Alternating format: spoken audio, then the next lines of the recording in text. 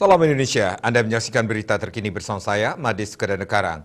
Pemirsa, kru darurat mulai membersihkan selimut tebal abu yang menutupi bagian pulau La Palma di Spanyol. Operasi pembersihan dilakukan setelah letusan gunung berapi selama berbulan-bulan dinyatakan berakhir.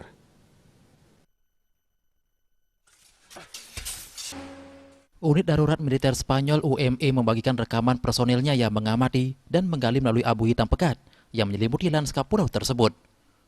Pihak berwenang menyatakan letusan gunung berapi Cumbre Vieja selesai pada tanggal 25 Desember setelah 10 hari tidak ada aliran lava atau aktivitas seismik atau emisi sulfur dioksida yang signifikan. Penurunan aktivitas vulkanik tersebut telah dimulai pada bulan September tahun 2021. Tetapi keadaan darurat di La Palma, pulau paling barat laut di Kepulauan Samudra Atlantik, belum berakhir karena kerusakan luas yang disebabkan oleh letusan.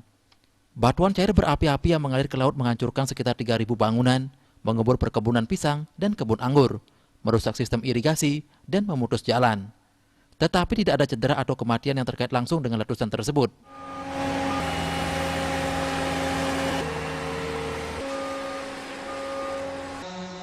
Pada tanggal 14 Desember 2021 malam, gunung berapi tersebut terdiam setelah menyala selama 85 hari 8 jam, menjadikannya letusan terpanjang di La Palma yang pernah tercatat.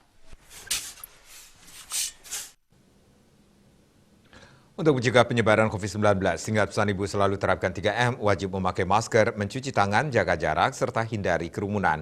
Dengan penerapan perilaku 3M, Indonesia segera terbebas virus corona menuju Indonesia maju.